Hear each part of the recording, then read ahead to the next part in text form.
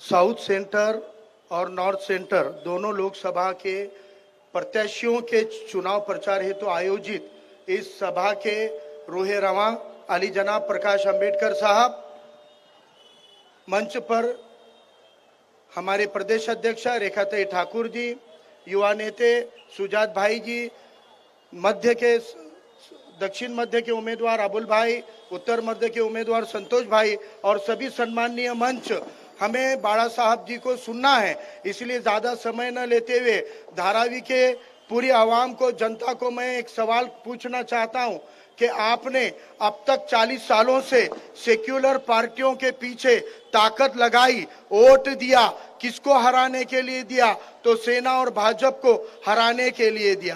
कांग्रेस 2019 में आपको सेना भाजपा से डराकर वोट लेकर चुनकर आई, लेकिन आज वही कांग्रेस, वही एनसीपी जो आपको सेना से डराते थे, भाजपा से डराते थे, आज मैदान छोड़कर भाग चुके हैं। अब आपके सामने दो ही विकल्प है, एक वो सेना है जो कल भी भाजपा के साथ थी, आज भी भाजपा के साथ है, और दूसरी तरफ वो सेना है जो कल भी भाजपा के साथ थी और आने वाले कल भी भाजपा के साथ जाएगी। अब आपके पास सेक्युलर विकल्प कांग्रेस एनसीपी ने खत्म कर दिया, इसीलिए आज आपको अगर भाजपा को हराना है, आपको अगर संविधानवादी मूल्यों को बचाना है, तो आपके पास एक ही विकल्प है और वह विकल्प आदरणीय आली जनाब प्रकाश अंबेडकर साहब की क़यादत में वंचित बहुजन आघाड़ी के उम्मीदवार आज आपको अजीबोगरीब परिस्थिति में लाकर खड़ा कर दिया है। मैं जानता हूं, मैं धारावी में खड़ा हूं। धारावी दुनिया भर में मशहूर ऐसी बस्ती जिस पर हमेशा तलवार लटकती रहती है, आज भी धारावी टारगेट पर है, क्योंकि धारावी को ये भाजपा की सरकार, नरेंद्र मोदी अपने दोस्त अडानी को बेचना चाहते हैं। आपको आपके हक के झोपड़ी से, घर से हटाकर पिंजरों में कैद करना चाहते हैं। 40-50 मंजिलों के पिंजरों में आपको डालेंगे, आपके जमीनों पर आलीशान मॉल बनाएंगे। आपको लग रहा है कि भाजपा के, मोदी के दोस्त अडानी को यह धंधा मिलने से कांग्रेस रोकेगी? तो मैं पूछना चाहता हूं, राहुल गांधी 10 साल से बोल रहे थे कि मोदी ने अडानी के लिए, चौकीदार ने चोरी करके अडानी को धंधा दिया था। अभी अभी कहा हिंडनबर्ग घोटाला में मोदी ने 20,000 करोड़ के घोटाले में अडानी की मदद की।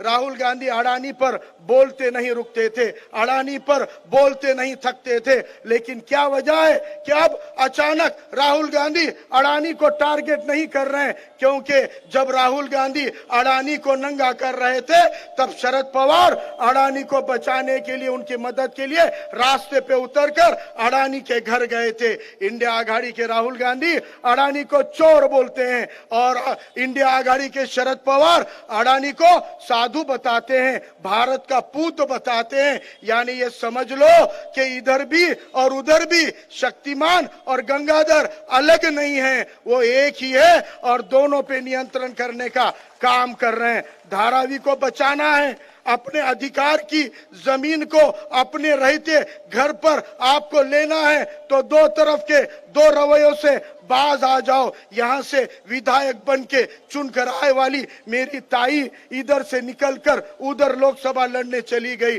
वहां एक मुसलमान को उम्मीदवारी की दावेदारी थी, उसको रोकने के लिए इस क्षेत्र से चुनकर आने के बावजूद उनको लोकसभा उधर दिए। मैंने सुना था शादी के बाद स्थान बदलता है, माहिर का और ससुराल का नाम बदलता है, लेकिन चुनकर आने के बाद आमदार का और खासदार का निर्वाचन क्षेत्र बदलता है। बड़ी कमाल की बात है। ताई धारावी में रहती है तो गायकवाड़ बन जाती है, और जब उत्तर मध्य में जाती है तो गोडसे बन जाती है। क्यों करे? गोडसे उनके ससुराल का नाम जो है, इधर रहे तो गांधी गांधी, उधर गए तो गोडसे। इसलिए धारावी वासियों, ये दोगली राजनीति को पहचानो और अपना विकल्प खुद बनो। इस भारत में, महाराष्ट्र में बाबा साहब अंबेडकर के विचारों का, संविधान का रक्षा अगर कोई दल, कोई पक्ष कर सकता है, वो केवल और केवल आली जनाब प्रकाश अंबेडकर साहब की क़यादत में वंचित बहुजन आघाड़ी कर सकती है। इसलिए अपने नेता चुनो। धारावी के मुसलमानों, संविधान प्रेमी ओबीसी हिंदू भाइयों, अगर महाराष्ट्र को, मुंबई को दंगों की राजनीति से बचाना है तो आपके पास एक ही विकल्प है, वंचित बहुजन आघाड़ी। जैसे मेरे साथी ने बताया, भोंगी की राजनीति हो, औरंगजेब टीपू सुल्तान की राजनीति हो, ये दोनों मिलकर दंगे कराना चाहते थे। इसको रोकने के लिए कोई सेक्युलर पार्टी सामने नहीं आई। अगर कोई सामने आया है, एक ही मर्द मुजाहिद, एक ही शेर दिल नेता आली जनाब प्रकाश अंबेडकर साहब आए और दंगों को दफनाने का काम किया। आने वाले मुकर्रिरीन को हमें सुनना है, इसलिए मैं ज्यादा वक्त न लेते हुए आपसे विनती करता हूं। तारीख 20 मई है और निशानी सिलेंडर है। 20 मई भाजपा गई, सिलेंडर आया, संविधान लाया। धन्यवाद। जय हिंद, इनकलाब जिंदाबाद, जय भीम, जय मीम।